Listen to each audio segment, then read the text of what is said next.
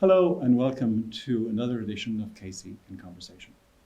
Casey in Conversation is an occasional series in which I talk to interesting people to find out what they think about history, politics and philosophy and religion and current affairs and pretty much anything, wherever the conversation takes us. I'm your host, Jared Casey, and my guest this evening is Dr. Mark Dooley. We'll find out more about Mark as we go along, but for starters, here are a few brief facts. Mark is a philosopher with some 10, I'm consumed with envy, with 10 books to his name. And for almost 20 years, he's been a public intellectual, writing in various newspapers on political and cultural affairs. To get more information on Mark's career and his writing, you can visit his website, Dr. Mark Dooley, that's drmarkdooley.com. Mark, welcome to the program. Thank you very much, Jared. It's a real pleasure to have you here. And a pleasure to be here. Because as I was just saying, as we were coming into the studio, I've known you for over 30 years. Yes. And that kind of came as a bit of a shock to me. But I want to ask you, so I think we first met when you came to UCD as a student in 1988. You foolish man. To study philosophy. To study philosophy. It would be fair to say, I think, because your life since then, over the 30 years plus, has been very much a journey. You've been in various places, as it were, occupied various positions philosophically and religiously and whatever it might be. And so maybe I can start by asking you, who was the Mark Dooley of 1988? What did he believe? What did he think? Well, the Mark Dooley of 1988 was someone who came out of an Irish household that was typical of the time, Catholic, conservative moral views. And he had always was an only child, but had always taken an interest in philosophy and religion from a very young age, 14, 15. Had you read? Read, yes. Oh, yeah. Yes, I had. The first book I read, believe it or believe it not, it was about 13 or 14, was Beyond Good and Evil by Friedrich Nietzsche. Seriously? Yes. And it didn't destroy your faith on the spot? No, it didn't actually. It didn't. But and I found it rather off-putting. I didn't, when it became clear to me that Nietzsche died of insanity, it was no surprise. This was a man at the cutting edge of reason, and he cut right through it, So anyway, I went to university and a whole different world opened up to me there. Ireland at that time was emerging from an old world, and I caught the final glimpse of it in the university, but I also caught the glimpse of something else, something different, something more extravagant, worldly, liberating. It was exciting? It was exciting. It was intellectually, it was very exciting. The world of ideas seemed to have no bounds at all, And my focus became one of finding out not in a kind of a radical way, but in a kind of a gesture towards reforming myself and my ideas and my worldview by looking at certain thinkers that I was new to, but which also posed a challenge to me. For example, the most obvious people were the French intellectuals of the 1950s and 60s, Jean-Paul Sartre, Jacques Derrida, about whom I wrote a book subsequently, Michel Foucault, and Paul Ricoeur. Now, there's two strands in French philosophy. There's all of it is pretty radical compared to what I was used to, but there are various strands, one of which is more conservative than the other strand. And there was a strand in French philosophy that was conservative. There were Catholic intellectuals that shared the kind of existentialist worldview. Gabriel Marcel, for example, who really did share the existentialist fever, but yet wanted to hold to his Catholic convictions, and he tried to marry both. The fact that he is largely forgotten says something about our world. But anyway, these people exercised me in both ways, both the radical and the more reserved form. And I went in that direction for a time. Really? Yes. So you finished your primary degree, would have been in 1991? 1991, yes. And then did you go straight into the MA? Straight into the MA, yes. Who was your director at that stage? My director was a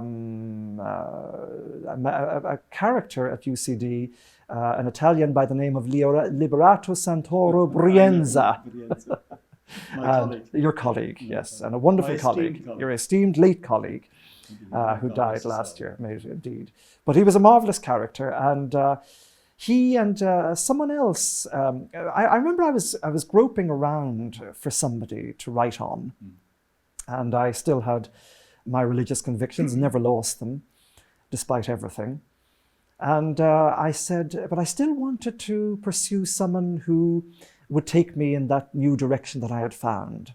And I went to another of your colleagues, who then subsequently became a colleague of my own, a Spaniard, a lady who had taken religious vows, and believe it or believe it not, and she said, the person for you is Søren Kierkegaard. And she was a devoutly Catholic lady, and she was turning me in the direction of this great Protestant heretic, you know, and Danish to boot. Danish to boot, and yet it was just what I was looking for. You know, he was a religious conservative in many ways, and yet he had a radical streak in him. And of course, that took me on another journey, which led to my first book, The Politics of Exodus, which is on, well, not at all, but... Well, can I ask you, yes. What about Kierkegaard attracted you, excited you? Well, there were a number of things. One, he was not prepared to sacrifice his religious convictions in the face of philosophical thinking. He knew and believed that they could be married, that faith and reason, although his emphasis was squarely on faith, but that there was a place for philosophical thinking within the framework of faith. And I liked that. This distinction, this dichotomy between faith and reason, I think is destructive. And I think that it's something that it's worn as a badge of honor by many people, to the detriment of their own thinking. Yeah. So I think that what he did for me was he showed me that one could do this and do it with laughter. He was the first philosopher who knew how to crack a joke.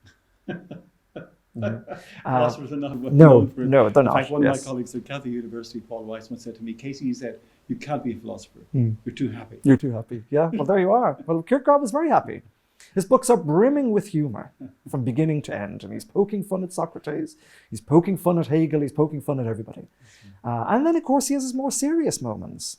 The fact is that he takes the old strategies of philosophy that we get from Plato, for example, that the dialectic and that dialogue, searching for answers indirectly. He assumes pseudonyms in most of his works. He redoes Plato's Symposium. This time, all his pseudonyms come to dinner instead of these Greek gods, you know, and they discuss love, the same type of thing that Plato discussed in his Symposium. But of course, it ends up very differently. I should say that Roger Scruton, the great English philosopher about whom I wrote also, two books, yes. You have three, but I couldn't find the third. Yes, 3 books I've written on him, but he subsequently redid it again, the Symposium, but in much more outlandish way. So I think I follow philosophers who do symposia and crack jokes. So let's see then. That would have taken you up to 1993, 1993, yes. And then I went on to do a PhD on Kierkegaard and Hegel. And Derrida, actually. It was trying to show that Kierkegaard, it was a prophet of the age, that he showed how that he wasn't only an individualist, as he's often portrayed, you know, someone who places, all his emphasis on the individual and how one should live in this life and existence and so forth, as an individual, but that he was a kind of a community thinker, and that latent within his thinking was this vision of community, which was very akin to the current trends in postmodern thought in France at the time. I had company there. I mean, I wasn't the first to say that, but I was the first to show, I think, that there was this kind of strain within Kierkegaard's thinking, and that it was, in fact, his religious books which opened it up, one in particular called Practice in Christianity, where he tells us that the supreme ethical prototype is the Christ figure, and that our job is not to look at him, admire him, worship him from afar, but stand in his shoes and be the radical man, God-man that he was. Never a problem. That's the easiest thing in the world to do, Mark, as we all know. Yes, yeah, the easiest thing, indeed. And the imitatio Christi is very important for him, the imitation of Christ. And so I didn't see any problem saying that was exactly what someone like Jacques Derrida was doing in more kind of atheistic language. That yes. probably come as a surprise to many. It did, yes. In fact, my first book, The Politics of Exodus, which was actually the PhD reworked,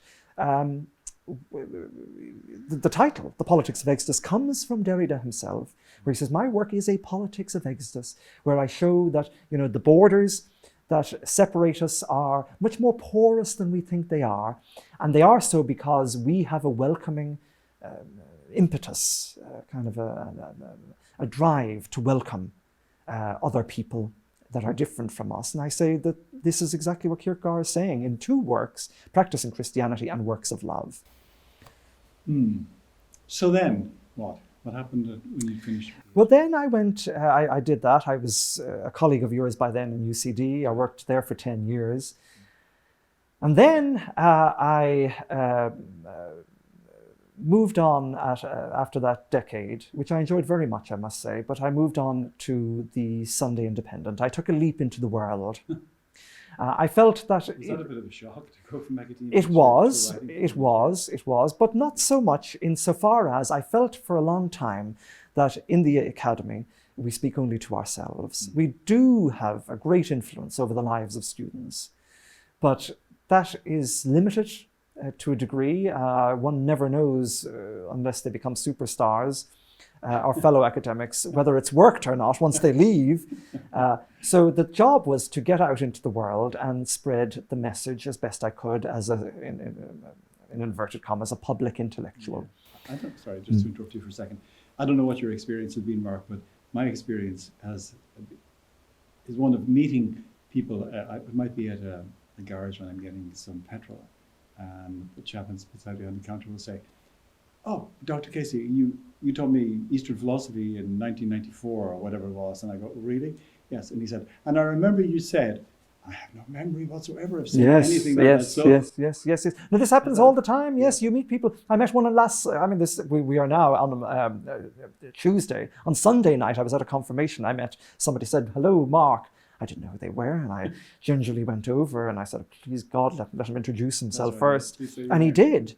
And he was married to his girlfriend who was also a student, and they had two lovely daughters and so on. But the same thing comes up again, and they say, "That great phrase you came out with." And I said, "Did I really say that? I couldn't have possibly have said that."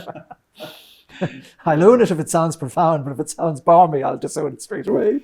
You had another bout in academia at Maynooth in the early years of this. Yes, I did. I went from writing in the Sunday Independent back to Maynooth, and I was employed in the philosophy department there for I think 6-7 years maybe. Yes, where I wrote one of my Scruton books and a Derrida book actually, and reproductive. Yeah, but it was that too was very engaging and enjoyable.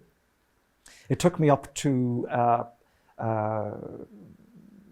I suppose the point at which I was prepared to write in my own name, as it were, to find my own voice, as distinct from writing about other things and other people. Harder, Yes. very hard thing to do. Yes. I mean, I was always surprised. For me, given your stellar talents, such as they are manifested here in your many Thank you, books, you Jared. really should have had a full professorship Thank you very much. 20 years ago. Thank you. That's very kind of you. But there we are. That's just my view. And And I'm thank right you. as usual. Well, as usual. But there we are. So you then, from writing in the Independent, you went to the Daily Mail? The Daily Mail, yes. Well, I moved from, in 2006, I left the Independent, went to the Daily Mail, which had just opened up in Ireland. I see. That's, for viewers who might not be familiar with the Daily Mail, is an English paper. It's an English paper. So this would be the Irish edition. The Irish edition of the English paper, yes. Yeah. Now, so I'm going to come to that because that leads into, in a sense, that was the occasion for a book which you published not so long ago. But I want to talk first of all about another book you wrote, which is, if I remember the title, Why Be a Catholic? Correct. Why did you write that? I wrote that because at the time, it was around 2011, the Pope, then Benedict XVI, had asked that an apostolic visitation be sent to Ireland to find out what was going on in the church and to clean it up, as it were. And I felt that the people in the pews were totally dispirited by the situation in Irish Catholicism. I knew they were. I was approached by many priests, having made friends with them and others during my time in Maynooth, where we taught the seminarians as well as the lay students philosophy. And it struck me, after constant prodding from these people, that kind of a commercial book to lift their spirits would be the thing to do. So Why Be a Catholic is a relatively short book. I mean, it's, 150 pages maybe. And it takes people through the basics of the faith. What do we believe? How can we defend it? And what is the role of a parishioner? What's the role of a priest? What's the role of the laity nowadays? And, what is the role of the Catholic Church in a society that seems ever intent on repudiating it and rejecting it? And for a while, it stood up and gave them that encouragement that they needed. Yeah, I think. I mean, I know my viewers are going to want me to ask you this because, otherwise I'll be accused of giving you too soft a ride and so on. But somebody might say, well, the Catholic Church is dead. It's gone, it's finished, it's on its last legs. So there's no place for it anymore in this world. And you would say? I would say, well, yes, that's what you might say, but you look around and it's still present in almost every country in the world. It's still the biggest charity in the world. Wherever there's a crisis, the Catholic Church is there wading in. Wherever there are people who need consolation, wherever there's people who need their dead buried or to tie their knots, the Catholic Church is there. It might not always be the first port of call for many people these days, but it is still there.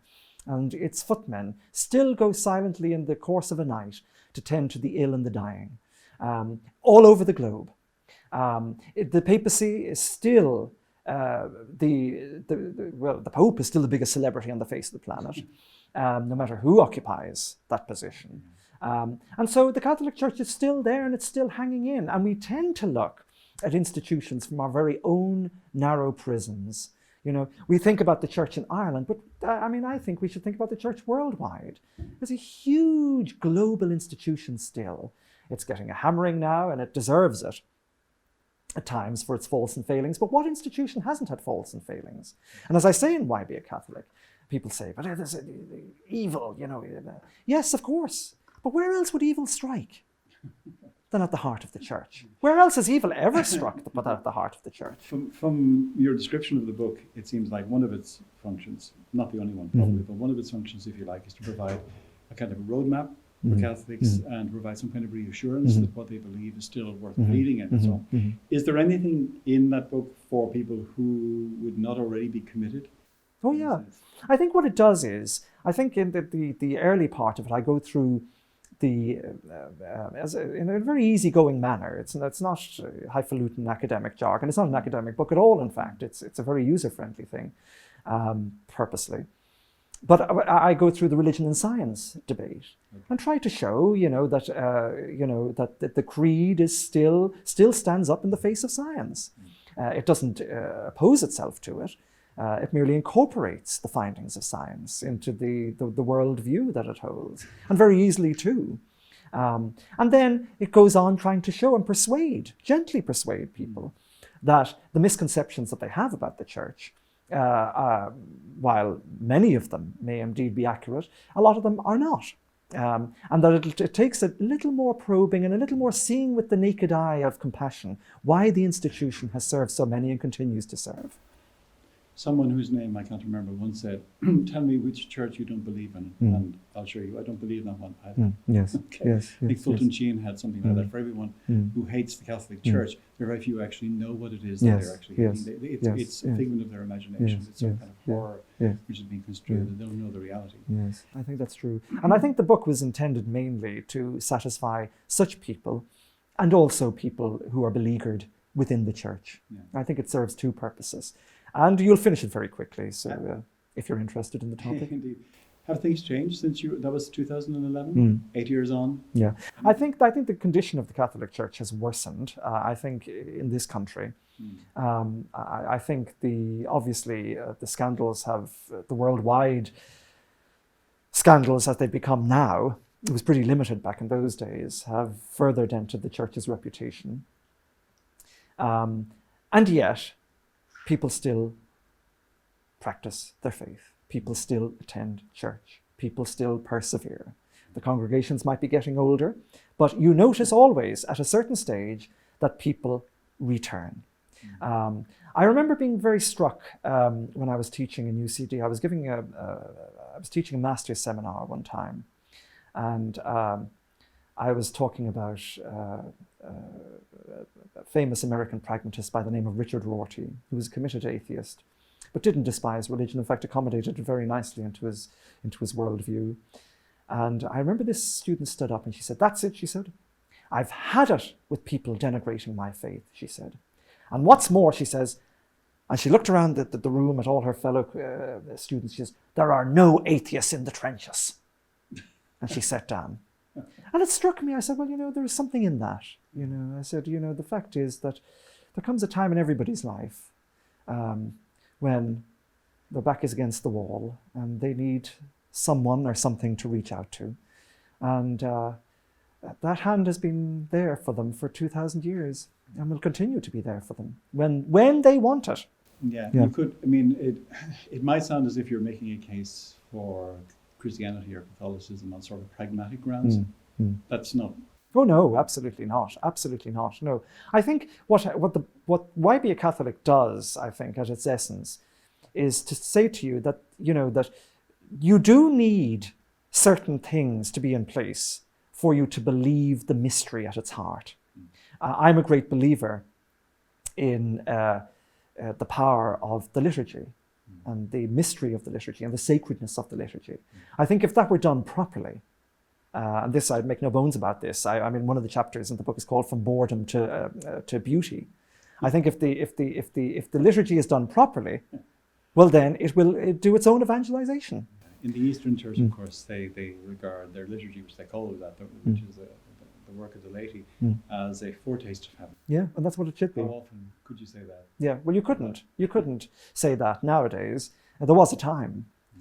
You could say that. And I tell one of my many anecdotes in the book involves one of my own children, who is much younger than he is now.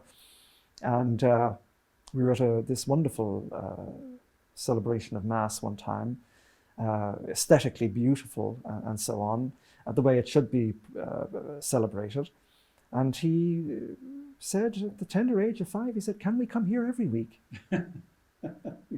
Yeah, and so, but you see, what he saw was a vision of the sacred, which put everything else into perspective. When he walked out of that church, he saw the dross on our billboards and across our city, and he said, "No, there's something wrong with that." He made a judgment, but the judgment wasn't an intellectual judgment. It was done on the basis of having seen the truth and then juxtaposing it with this. But of course, all these categories should come together: the aesthetic and the religious, and the spiritual and the intellectual. Yes. Well, beauty, truth, and goodness. Exactly. Yes. Yeah. The unity of the transcendentals. Yes. Yeah.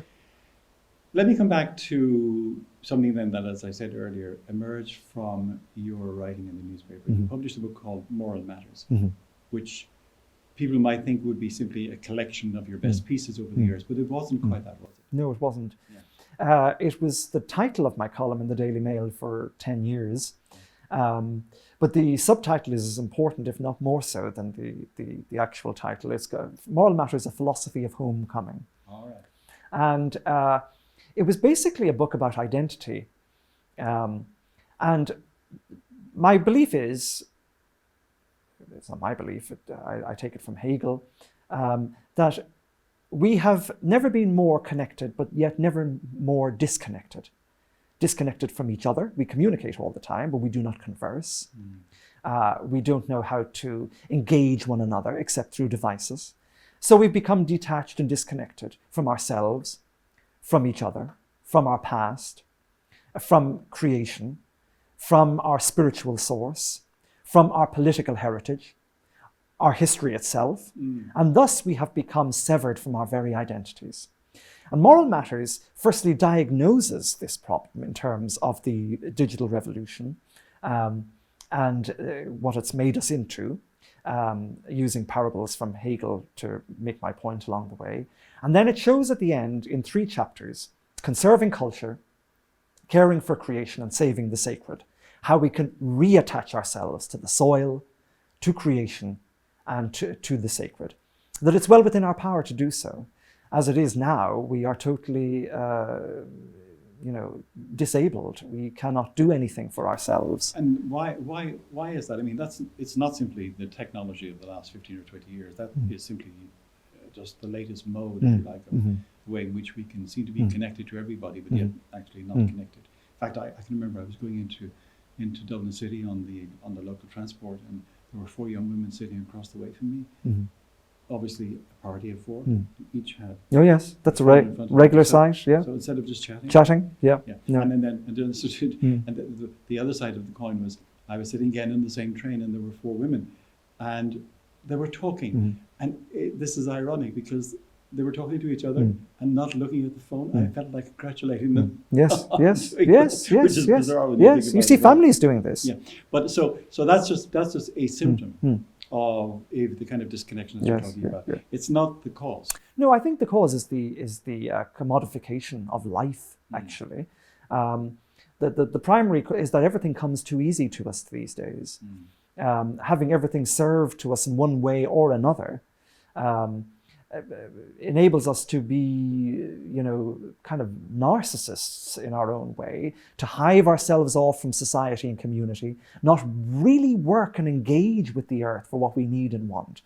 I often wonder what would happen if there was a war, a really serious war, where our modes of production were interrupted. How would we feed ourselves? How would we know how to feed ourselves? Who would we go to teach us how to feed ourselves? And so on. So this whole notion of neighborliness and society that has fractured, and we've become these atomized selves, where we live in our own blissful isolation, and believing that we can live that way, quite independently of everybody else, is a great threat to ourselves and our species, in my opinion. And this is what I tried to bring out in the book, that there's a great parable that Hegel tells, which Marx used subsequently as the basis for his entire philosophy. And we hear it called many things, but the best one is the master and slave, where you have this master who owns these lands and this mansion, and the slave works, in drudgery there. And you say to yourself, oh, well, the master has everything. But of course, it's the slave who keeps the place. It's the slave who tends the gardens. It's the slave who makes the food. It's the slave who cleans. It's the slave who mends things when they're broken, and so forth and so on. So the master, who gives the appearance of being in control and owning all of this stuff, is in fact totally dependent on the slave. The slave, thus, says Hegel, is the master of the master. Whereas the master, and the master is the slave of the slave. Now, in my opinion, we are all masters now. All of us, in the given Hegel's meaning. And yeah, exactly. And therefore, we have everything we want, at least we think we do, and yet we are totally enslaved to our gadgets, we are totally enslaved to our conveniences, to our luxuries, and we have no idea what lies beyond our hall door. And to be so ignorant of the world and our place in it, and have no identity in it, not see ourselves reflected in our gardens. When you go out and you plant the garden and you work on the garden, the first thing you see is yourself reflected back. Otherwise, if we didn't, we'd have a uniform garden. Everybody have the same garden. We have different gardens, just as we have different houses. Yeah, that's right. Which is why the aesthetic or beauty is a foremost thing. It's not an optional extra. It is who we are. It's the way we project ourselves onto the world and the way the world sees us, receives us, and benefits from us. When we lose our capacity to do that, we lose our sense of self. Now, most people would, that's actually, for many people, that would be a surprising comment, because many people would think aesthetic considerations are an optional extra. Okay, you know, you get your bread and butter and you do all of that, all of that important stuff. And then, if you've got a world enough and time and resources enough, you know, you can make the world beautiful. That wouldn't be. No, the aesthetic is central. It's first and foremost. I mean, the way we appear and the way we project ourselves, the way we make our world, and we do make it, because the child, when the child comes to grapple with the world for the first time, he or she gets the little bricks, makes a little tower, and you come along and you say, "Isn't that beautiful?" And you clap him on the back and so on. And the next day the child comes back to the very same thing and looks at it and admires it. Now that's his first stamp of individuality on this world, and it's the first icon of identity that this child has given us. And that's all the child ever does after that. That's all we ever do. When I write these books, I make something. That's right. It's a form of co-creation. Yes, co-creation, yes. And it's who I am. That's what, when I die, that's what I'll be remembered by. And it's a work of art. It's not, something material. It's not crass. It is a work of art. The words that are chosen, the sentences that are chosen, the prose, that is art. And the same with my house. Again, you only can distinguish between houses on the basis of the way they look. That's Right? So the aesthetic is central to who we are. And if you don't have the aesthetic, if you don't have an appreciation of it, you don't know who you are. You're a stranger to yourself. That leads very naturally into the next series of kind of questions or considerations I want to bring up, which is, I mean, let's focus what we've just been talking about and trying to bring it down to earth, to our current situation in the world generally, but more particularly in Europe, and even more particularly in our own country in Ireland. Where are we? I mean, what is the political, social situation in which we find ourselves now? Well, in that book that we were just discussing, Moral Matters, I open with one of Edmund Burke's great phrases, and it's an oft neglected phrase, but pivotal to what Burke thought. He said, "We will live in an age of Jacobinism by establishment." Now, the Jacobins, of course, were the revolutionaries of France, who wanted to tear down the heritage and the history and the structures of old France, the Ancien Regime, and replace it with this new year zero, begin from nowhere stuff, which led to the guillotine, of course, and which Burke predicted, and which led to his famous Reflections on the Revolution in France, which is still, in my opinion, as pertinent today as it was then, for this reason, that we live in an age, as I say, of the new Jacobins, who are intent on Jacobinism by establishment. They no longer parade in the streets looking for your head, or they no longer parade in the streets wishing to tear down the edifice, or they no longer parade in the streets wishing to kill the king or the president or whoever it is next on their list. Nowadays, what they try to do, and they have done so very successfully, in my opinion, is to infiltrate all the institutions and assume control of them. And we see this time and time and time again. Which institutions now do you have in mind? Well, I'm talking about all of them. I mean, the church, university, the state itself. Yeah, the arts, every one of them. To what end? To the end of social programming. In other words, let's look at the difference between Ireland, let's say, even in the last 20 years. The old institutions bear no resemblance to what they were. For example, let's even look at a political party, Fine Gael. Fine Gael, which is now the lead party in government, was once led by a man who died recently, Liam Cosgrave, who had a very old-fashioned view of the world, actually, and a very old-fashioned view of Ireland. Conservative Catholic, respected the unionist population of Northern Ireland, was intent on seeing down the IRA, more so than any recent Taoiseach or Prime Minister. and gave Fine Gael a certain identity. That identity was challenged by his successor, Dr. Gareth Fitzgerald, whose famous liberal agenda was introduced with great flair by him over a 10-year period. And then the party was taken over by his deputy, John Bruton, who returned it somewhat to its old roots. Nowadays, having gone through a series of successive leaders to the current Taoiseach, Leo Varadkar, it no longer bears any resemblance to the party of Liam Cosgrave. So when I have these, for a whole set of reasons, most especially social reasons, actually, so when I find Fine Gael people arriving on my doorstep looking for votes, I say, you have the clothing, you have the name, but you are not the party. Where is the party? Where is the spirit of the party? And they, of course, they're only looking for votes. They might be first-time councillors, That's right. but they've got to I'm answer. surprised to be asked Yes, these questions. they've got to answer me these questions if they want to vote. Yeah. And that's another thing I must say, Gerard, about engaged citizenry. Yeah. We don't have that anymore in Ireland. If we did, there wouldn't be Jacobinism by establishment.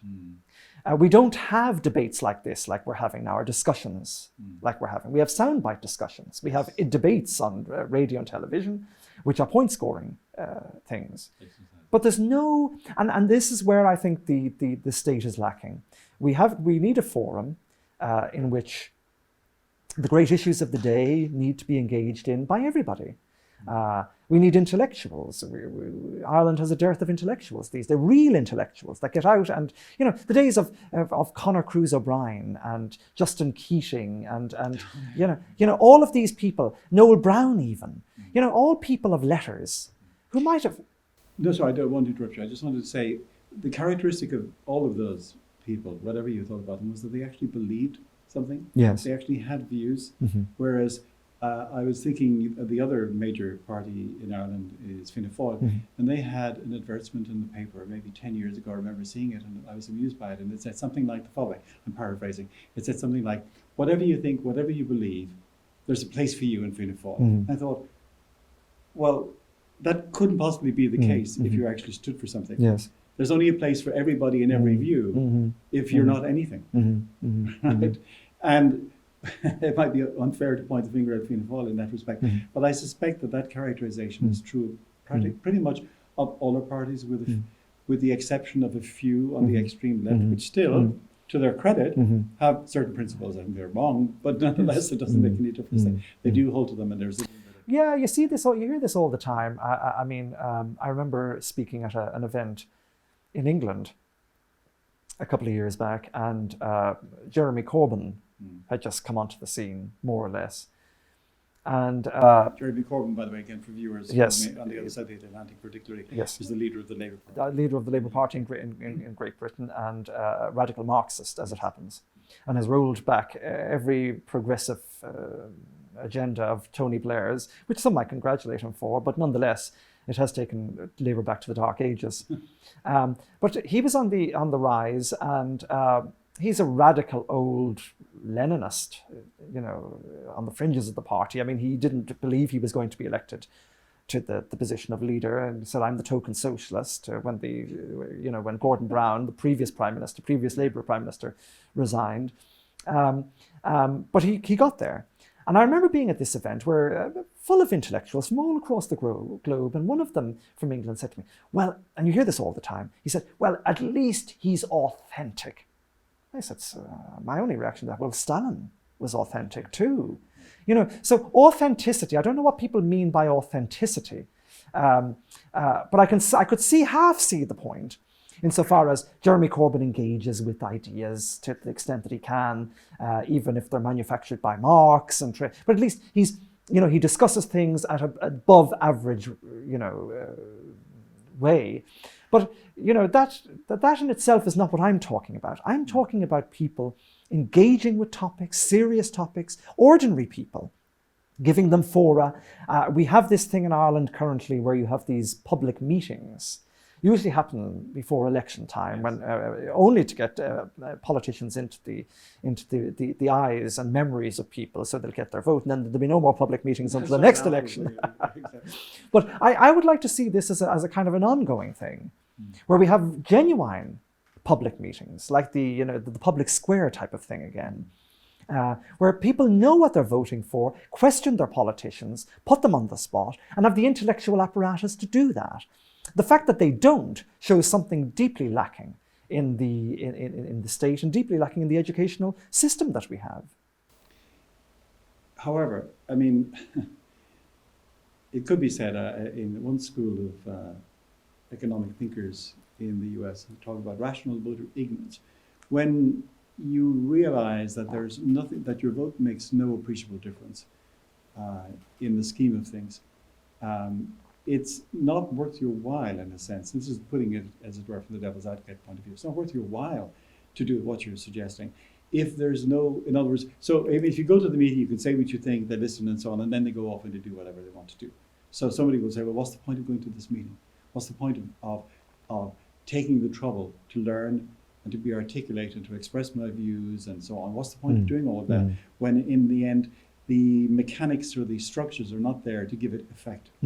Well, and you have to admit, by the way, I would think seriously that in Ireland, but not only in Ireland, but in our current democracies, representative democracies, once the our representatives, so-called, are elected, there is almost nothing you can do. They will go and do whatever they want to do, and then only when an election looms up will they actually come back to you in any way. Yeah. No, I agree with that. I think that's a very pertinent point. And of course, that doesn't take away from the fact that you still want engaged citizenry. No, that's true. And it also doesn't, but you see, the thing about it is that I think there's another problem that compounds what you've suggested there, and that is the rise in politics of social media.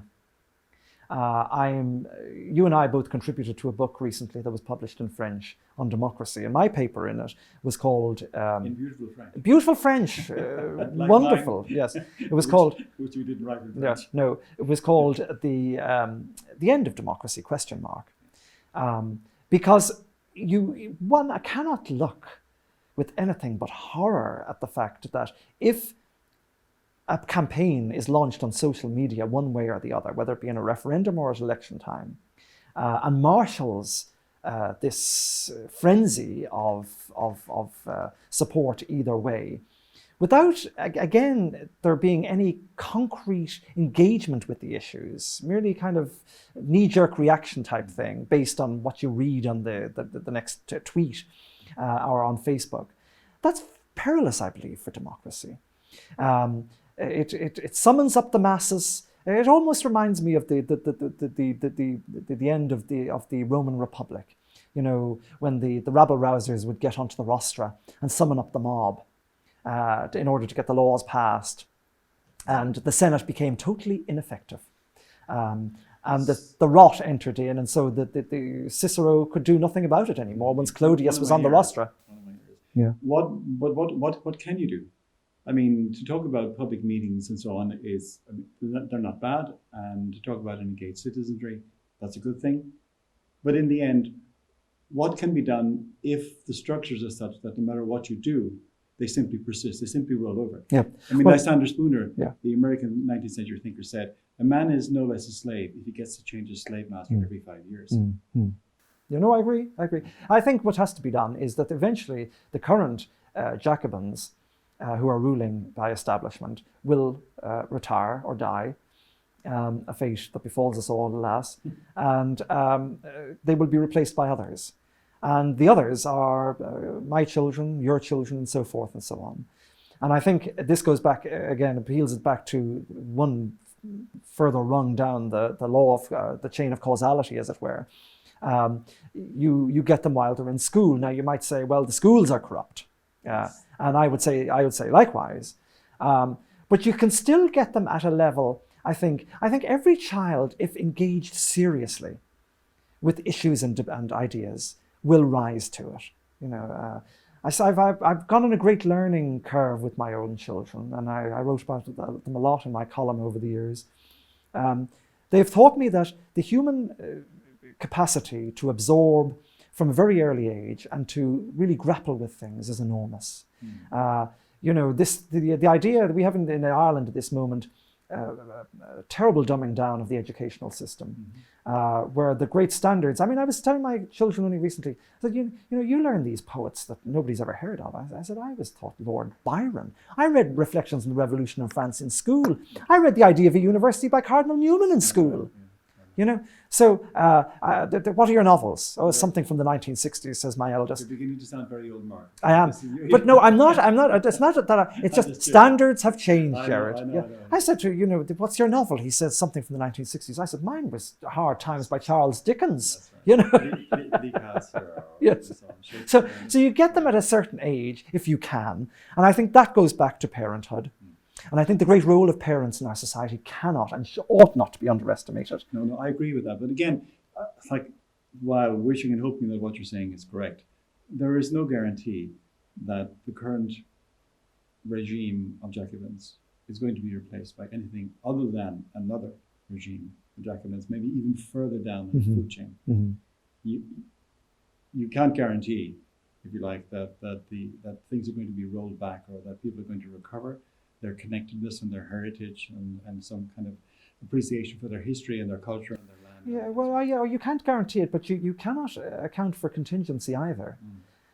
There's always a crisis looming around the corner, Gerard, whether it be social, whether it be now environmental.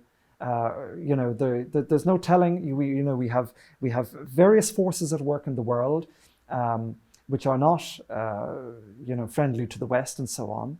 And all it needs is one major, crisis to bring people to their senses. Now, it's a terrible thing to say, but there is something about. I remember when I was growing up, I was surrounded by my grandparents who had survived 2 world wars, and they spoke of virtue, they spoke of rations, they spoke of. Almost without knowing it, they were speaking in Aristotelian terms about living according to the mean, moderation in all things, and never let yourself be overtaken by indulgence or laziness or whatever it is. And that's the type of atmosphere I grew up in, but it was only because these people were formed by adversity. And I think always around the corner, and you can never, make provisions for this. You don't know when it's coming, just as you don't know when if or when the Jacobins will collapse. You still can't make plans for this either. That the great next bout of adversity may be just around the corner. I hope it's not.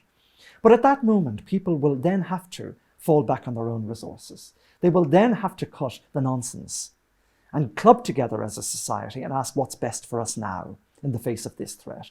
They may not be able to, as I said at the beginning of our conversation, they may not be able to, they may not have the resources, either personal or physical, to do so, or the wherewithal, the skills, in that old-fashioned sense, of techne, that knowing how to do things, engaging with the world. But they'll soon come to learn it if they have to. And I think that's what it will take to shock the system back to reality. But Mark, cultures have collapsed before. In other words, if you take a medical analogy, in other words, if a human being gets ill, the human being may recover, and indeed their illness may make them actually stronger in the end. But some illnesses kill you, right? In other words, and if you're in a weakened condition and you get an illness that under normal circumstances you would simply be able to tolerate, in a weakened condition it can actually finish you off. Now, just to bring the analogy back, our culture is, I would think, in a pretty weak state. And it's all very well to talk about the salutary effects of a shock. But that could do 2 things. It could actually produce a reaction, so that people would recover their health, as it were, and so on, or they might simply die. Yes, that's a possibility. Now, that cannot be discounted either.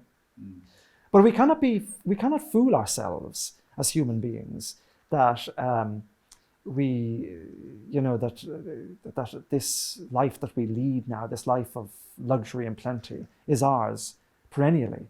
All civilizations come and go, and they all have their ups and their downs. I mentioned the Roman Republic. Who would have ever thought at the time of the Roman Republic that by the time Cicero died, the great defender of that, the father of the nation, as he was called. Though by the time he was murdered, the whole thing would be in ash. Indeed, yeah. You know, and sometimes this happens. And the interesting thing, of course, is that Augustus kept all of the forms Yes. of the Republic, Mm-hmm. but the internal structures were all changed. Changed, every one of them. And so on. Every one of them, yeah. Well, that actually segues very nicely. If we look at those books that I've got on the table, two of them are about this strange man called Roger Scruton. Mm. Okay, why have you written two books about, or three books about Yes, Roger yes, Scruton? yes. Who is this man? Well, Roger Scruton is probably the greatest and best known conservative intellectual in the world. He's an Englishman, born to socialist parents in the 1950s, and grew up a strange sort of an existence. I have the third book is called Conversations with Roger Scruton, which he outlines, published in 2016, where he outlines all of this, really for the first time in great detail. But the strange thing was they grew up in this household where there was no culture, where there was totally socialist, and he lived in that kind of dreary, bleak post-war world. But he felt instinctively there were other things there to be had. Something like the world that we were just discussing. Indeed. And yet in the catacombs, and what Burke called the little platoons, he found his way to a greater life and a more fulfilling life. And that life was the life of culture, of high culture, and of the conservative instinct. Now, conservatism for Roger Scruton is not Toryism, like the principles of the Tory party in Great Britain. It means something deeper and more rooted. It means love. Yeah. Love of what we have, of what we had, and love of who we are. And it's very Burkean, as follows Edmund Burke's instinct, that we owe everything that we have to absent generations, and that our duty is not to squander our inheritance, that they are the bequest they gave us, but we are only temporary trustees of that bequest. And it's our job to transmit it to future generations. And we do it, as I say, as a work of love. We show them why it's worth keeping and why we ought to keep it for our own selves and for them. Now, it seems to me, getting back to the thrust of our conversation, that nobody tells them that anymore. Nobody shows them that anymore.